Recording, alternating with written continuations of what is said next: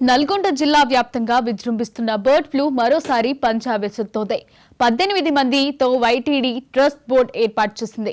సూర్యాపేటలో బీఆర్ఎస్ కార్యకర్తలతో working president KTR సన్నాహక సమావేశం నిర్వహించారు. బీసీలకు 42% రిజర్వేషన్, ఎస్సీ వర్గీకరణ బిల్లుకు అసెంబ్లీలో ఆమోదం తెలపడం పట్ల కాంగ్రెస్ పార్టీ ఆధ్వర్యంలో భారీగా ర్యాలీ చేపట్టారు. జిల్లా వ్యాప్తంగా సీఎం రేవంత్ రెడ్డి, మంత్రి కోమటిరెడ్డి వెంకటరెడ్డి ఫ్లెక్సీలకు పాలాభిషేకం నిర్వహించారు. తదితర అంశాలపై మా నల్గొండ జిల్లా ప్రతినిధి రాము మరింత సమాచారం అందిస్తారు.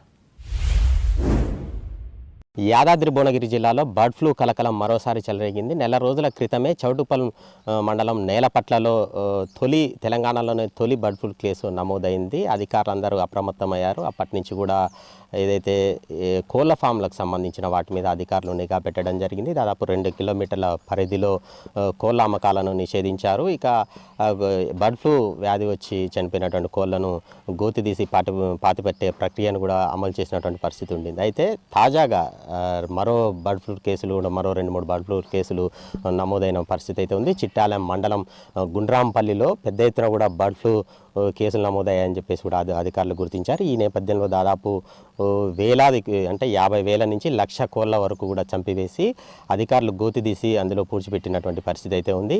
ఆయా పరిధిలో ఉన్నటువంటి ఈ పౌల్ట్రీ ఫారంలకు సంబంధించినటువంటి యజమానులతో సమావేశమై ప్రత్యేకంగా వారికి ఆ బర్డ్ ఫ్లూ వచ్చినటువంటి కోళ్లను అన్నింటినీ కూడా చంపివేయాలని చెప్పేసి కూడా చెప్పడం జరిగింది. అధికారుల సమక్షంలోనే చంపివేసి వాటిని గోతిదీసి పూడ్చిపెడతామని చెప్పేసి ప్రజలు ఎలాంటి భయాందోళన లోను కావద్దని చెప్పేసి కూడా అధికారులు చెప్పినటువంటి పరిస్థితి అయితే ఉంది. 2 కిలోమీటర్ల పరిధిలో చికెన్ అమ్మకాలను కూడా నిషేధించారు. అదేవిధంగా ఇటు భూదాన్పోచంపల్లి మండలం దోతిగూడెంలో సైతం బర్డ్ ఫ్లూ కేసులు వెలుగులోకి రావడంతో కూడా అక్కడ కూడా ఇదే పరిస్థితి. దాదాపు 1,00,000 పైగా కోళ్లను చంపివేసినట్లు కూడా అధికారులు ప్రకటించారు.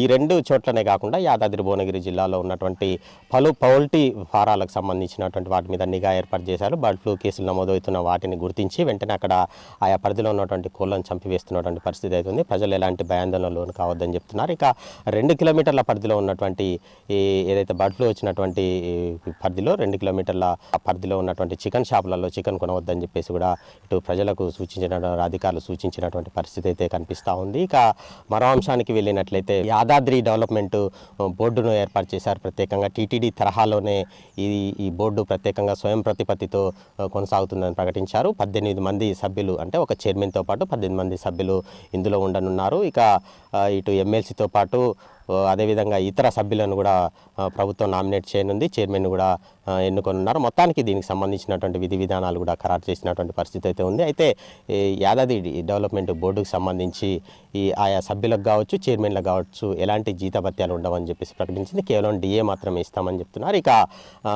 ఈఓగా మాత్రం ఐఏఎస్ అధికారాన్ని నియమిస్తామని చెప్తున్నారు. తిరుమల తిరుపతి దేవస్థానం తరహాలోనే టీటీడీ తరహాలోనే వైటీడీ అని చెప్పేసి కూడా ఏర్పాటు చేశారు. అయితే ఈ వైటీడీ ఏర్పాటు మీద కొంత సభ్యుల్లో ఏదైతే అసెంబ్లీలో బిల్లు పెడుతున్న సమయంలో కొంత గందరగోళం నెలకొందని చెప్పొచ్చు.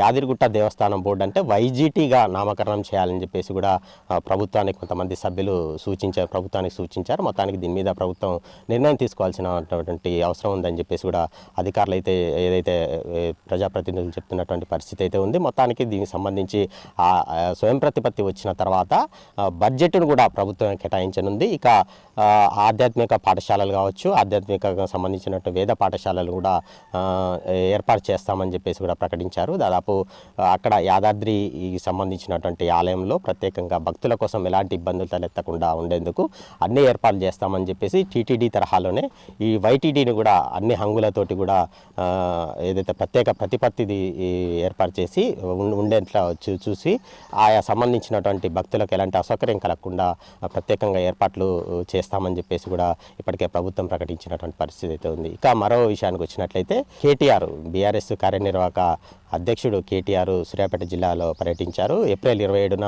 ఏదైతే సిల్వర్ జూబ్లీకి సంబంధించినటువంటి సభ ఏర్పాట్లు వరంగల్లో ఉన్న నేపథ్యంలో దానికి సంబంధించి ప్రత్యేకంగా అక్కడ ఉన్నటువంటి కార్యకర్తలతో సమావేశం ఏర్పాటు చేశారు. ఇక కేటీఆర్ హైదరాబాద్ నుంచి సూర్యాపేటకు చేరుకుంటున్న క్రమంలో అడుగడుగునా కూడా ఆయనకు కార్యకర్తలు నీరాజనం పలికినటువంటి పరిస్థితి అయితే ఉంది. కార్యకర్తలంతా అధికారంలోకి వచ్చే విధంగా కూడా కృషి చేయాలని చెప్పేసి కూడా టీఆర్ఎస్ కార్యనిర్వాహక అధ్యక్షుడు కేటీఆర్ పిలుపునిచ్చారు. ఇక ఆ అధికారం కావచ్చు, అదేవిధంగా పరాజయాలు తమకు కొత్త కాదని చెప్పేసి, అయితే ఏదైతే ప్రజల కోసం మాత్రం అధికారంలోకి రావాలని చెప్పేసి కూడా బలంగా కోరుకుంటున్నామని చెప్తున్నారు. ఇక ఏదైతే 27న జరగబోయే జూబ్లీ ఉత్సవాలకు సంబంధించినటువంటి సభను అందరూ కూడా ప్రతి ఒక్కరు పెద్ద ఎత్తున కూడా గ్రామాల నుంచి కూడా తరలి రావాలి, అందరూ విజయవంతం చేయాలని చెప్పేసి కూడా ఆయన పిలుపునిచ్చారు. అదేవిధంగా ది సేమ్ టైం ఇటు జిల్లాకు సంబంధించినటువంటి మంత్రుల మీద, ఇక సీఎం రేవంత్ రెడ్డి మీద తీవ్ర విమర్శలు చేశారు. ఇక జిల్లాలో ఉన్నటువంటి మంత్రులు ఏమాత్రం కూడా జిల్లాను పట్టించుకోవడం లేదు, వారికి జిల్లాకు చేసినటువంటి ఏమి కూడా చేయలేకపోతున్నారని చెప్పేసి కూడా తీవ్ర విమర్శలు గుప్పించినటువంటి పరిస్థితి ఉంది. ఇక కేసీఆర్ వెళ్ళిన తర్వాత అయితే కేసీఆర్ అధికారం కోల్పోయిన తర్వాత కనీసం జిల్లాకు నీళ్లు ఇవ్వకుండా పంట పొలాలను ఎండబెడుతున్నారని చెప్పేసి కూడా తీవ్ర ఆగ్రహం వ్యక్తం చేస్తున్నటువంటి పరిస్థితి అయితే ఉంది. గతంలో కేసీఆర్ ఉన్నప్పుడు వచ్చినటువంటి నీళ్లు ఇప్పుడు ఎందుకు బంద్ చేశారని చెప్పేసి కూడా ఆయన ప్రభుత్వాన్ని ప్రశ్నించినటువంటి పరిస్థితి అయితే కనిపించింది. ఇక మరో విషయానికి వచ్చినట్లయితే అసెంబ్లీలో ఏదైతే బీసీలకు సంబంధించినటువంటి 42% రిజర్వేషన్లు, అదేవిధంగా ఎస్సీ వర్గీకరణకు సంబంధించినటువంటి బిల్లులు ఏవైతే ఆమోదించిన నేపథ్యంలో ఇటు సీఎం, అదేవిధంగా మన జిల్లాకు సంబంధించినటువంటి ఉత్తమ్ కుమార్ రెడ్డి, కోమటిరెడ్డి వెంకటరెడ్డిలకు సంబంధించినటువంటి ఫ్లెక్సీలకు కాంగ్రెస్ కార్యకర్తలు పాలాభిషేకం చేశారు. జిల్లా వ్యాప్తంగా కూడా భారీ బైక్ ర్యాలీలు నిర్వహించారు.